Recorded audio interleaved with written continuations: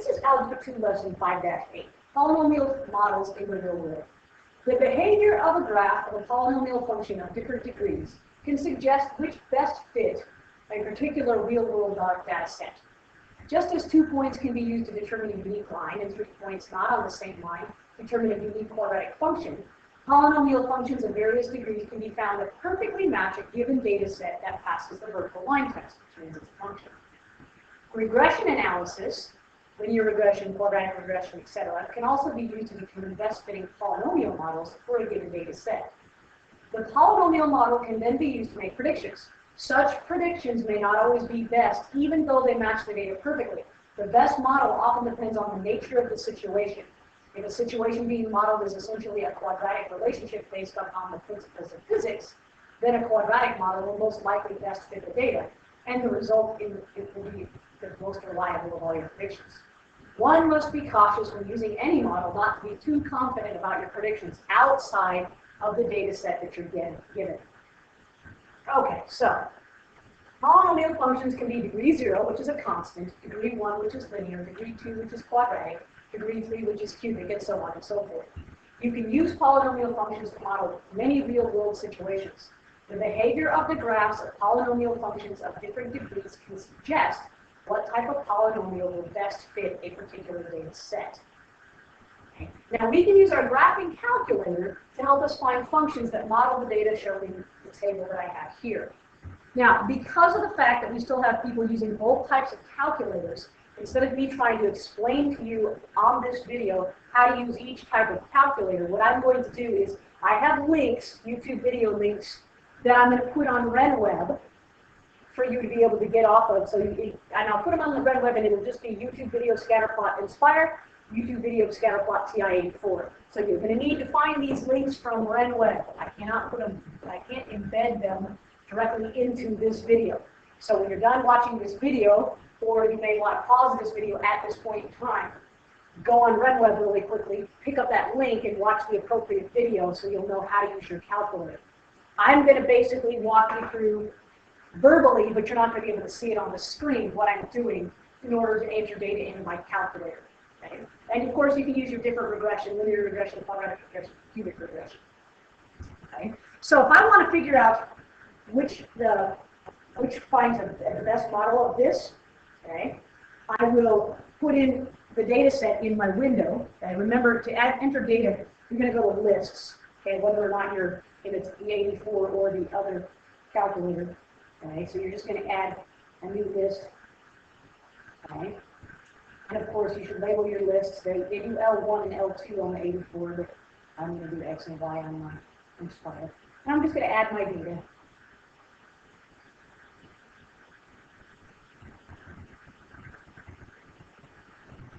Okay, so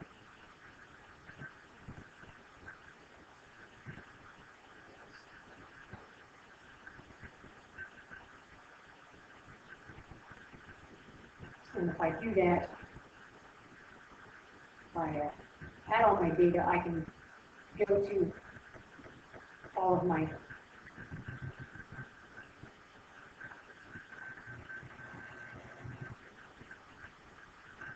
I can go to all my data and figure things out. So I'm going to add a list of spreadsheet here.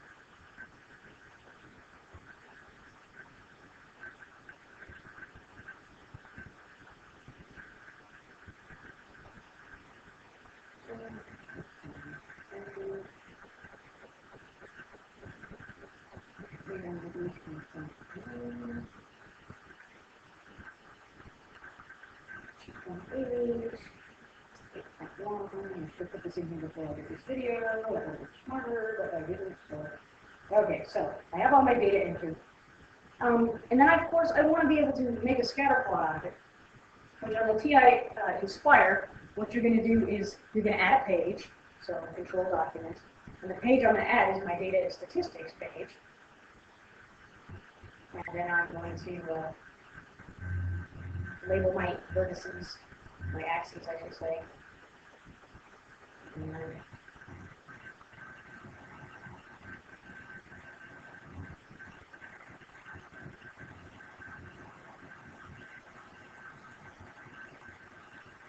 get all my data in there nice and neatly. And of course, I will walk you through this during class as well. And when I do that, then I can run all the regression on it. Okay? I can put my data into the axes, and then I can make sure that I put my regression into this, and I can run my regression lines. And of course, I'd run linear regression, quadratic regression, or cubic regression, and I'd look to see which regression seems to fit the best. Okay? And for this particular data set, cubic regression seems to fit it perfectly. So if you can't get it so that it looks like your cubic regression fits the data perfectly, we'll walk through this in class as well. But I would suggest that you watch those YouTube videos that I give you links to on Redbook so that you can figure out exactly how to put the data into your calculator so that you can get things out that you need. Okay, so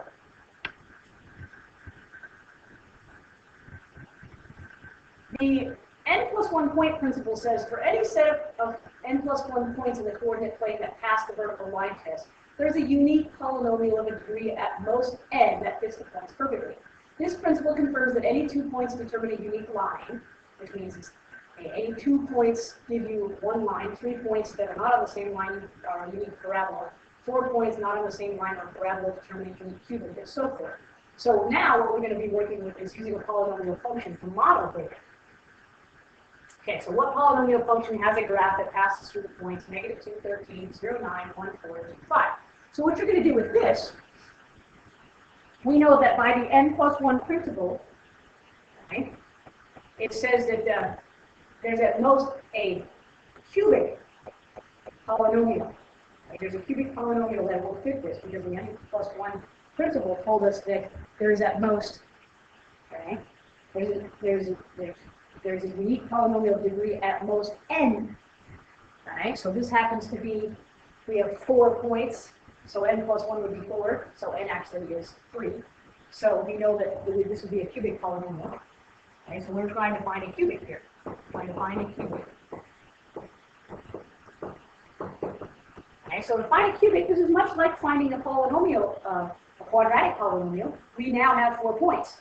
We're going to substitute into the cubic equation y equals ax cubed plus bx squared plus cx plus d. Okay, that would be our cubic.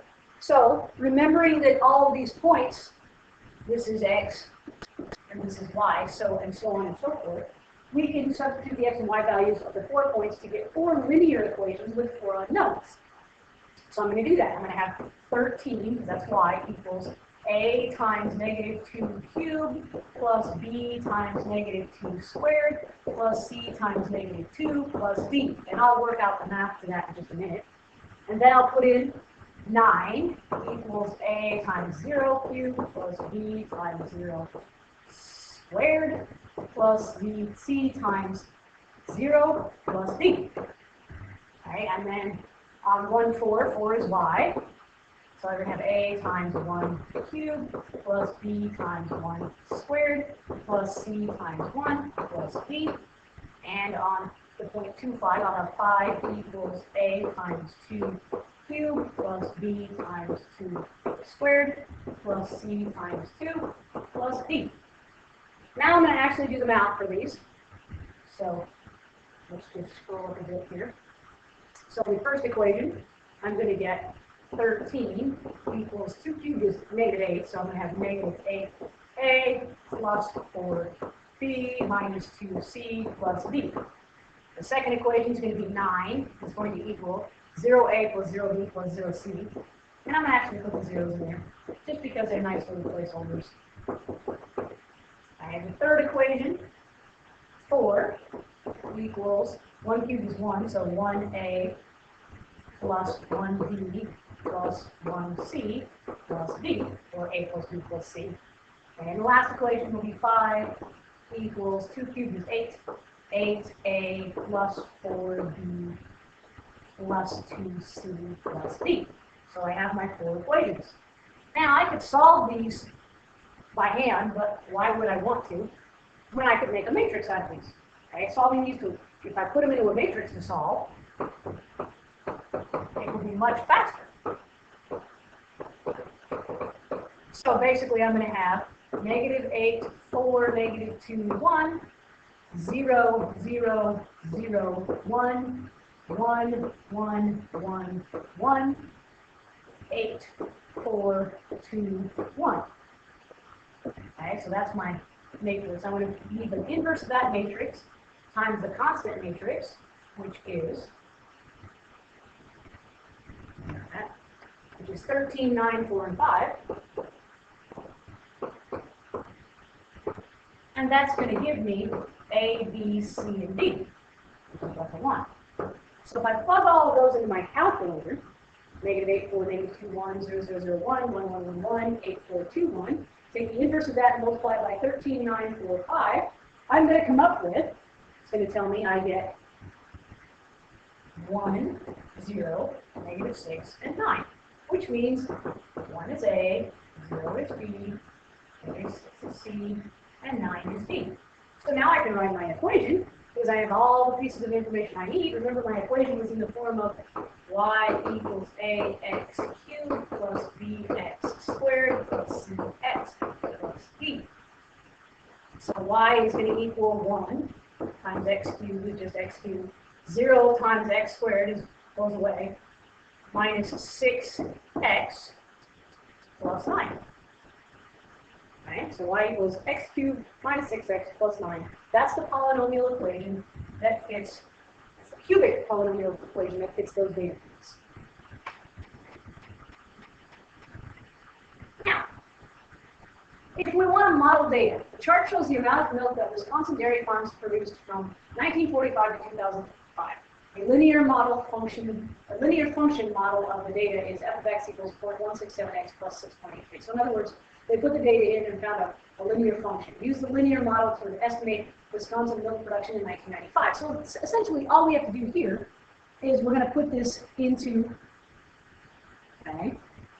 our calculator. So I'm just going to put this in as a graph.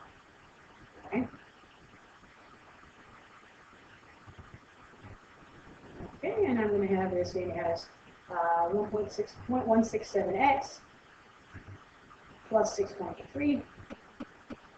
Graph that. I don't need anything but quadrant 1. So I'm going to change my window. Okay. I'm going to go down to zoom 6, which is just quadrant 1. There it goes. And I'm going to look for approximately what it's going to happen. But if I look at that, I'm like, wow, this isn't modeling very well. I can't really read it. You might want to decide you want to put it back in as a table set, as a list, a spreadsheet, so that you can actually see this data. Okay, so I would have year, and then so year, and then I'm going to put pounds.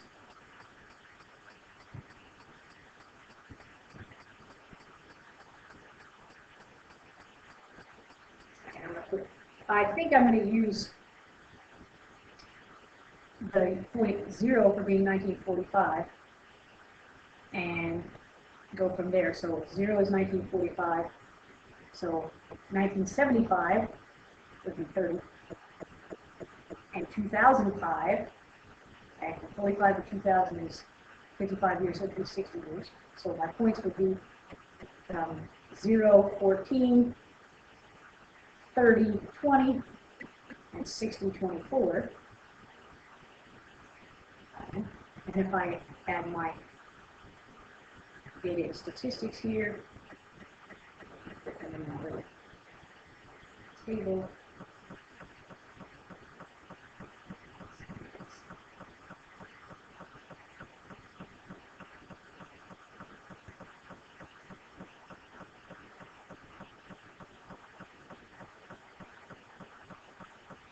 And when I do that, I get a nice little curve, which I've shown you on your notes, I believe. Looks about like this, like that curve.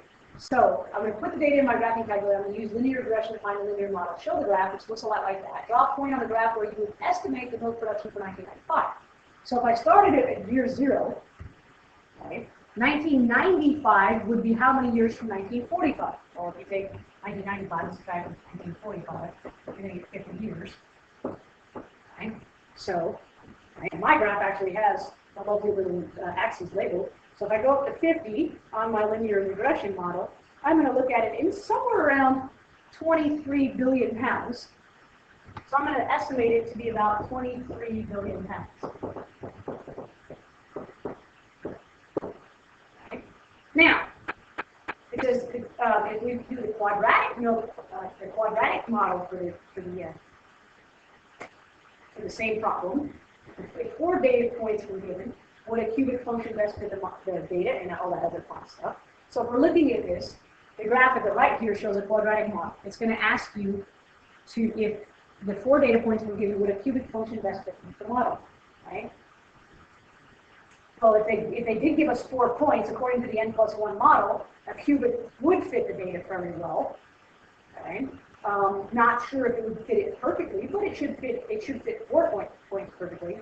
So a cubic model would give us a pretty decent function, okay, because of the n+1 point principle. Okay? All right, so when deciding whether a model is reliable or not, it's important to consider the source of the data. Data generated by the law of physics or geometric formula will have a mathematical model that fits the data and yields accurate predictions. With other data, such as sales records, you can approximate the data only within or close to the domain over which it was generated. And using a model to predict a y value outside the domain of a data set is called extrapolation. Estimating within the domain is called interpolation. Those are 2 very important words. You need to know what the difference between them are. Okay? If it's outside, it is extrapolation. If it is inside, okay, within the domain, it's interpolation. Okay? Interpolation usually yields much more reliable results because you're staying within the data, you're not trying to guess outside your data set. Extrapolation becomes less reliable as the farther and farther you move away from your data.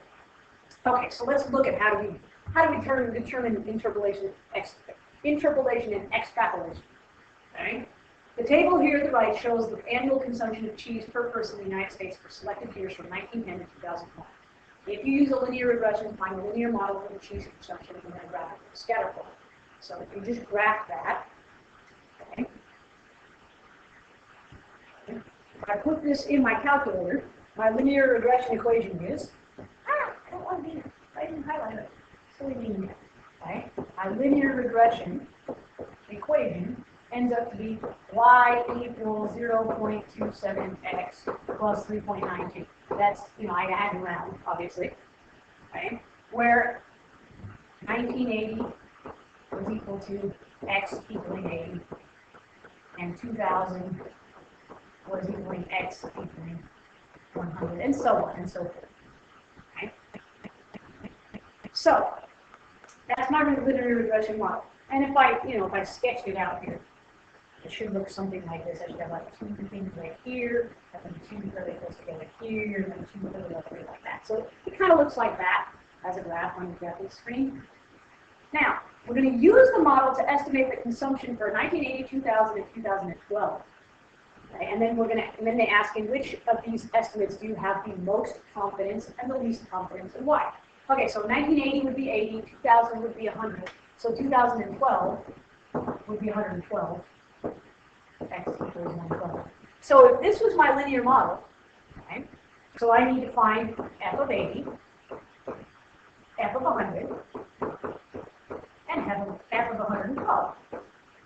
So all I'm going to do is every time I see an x, I'm going to put in 80 the first time, and the next time I'm going to put in 100.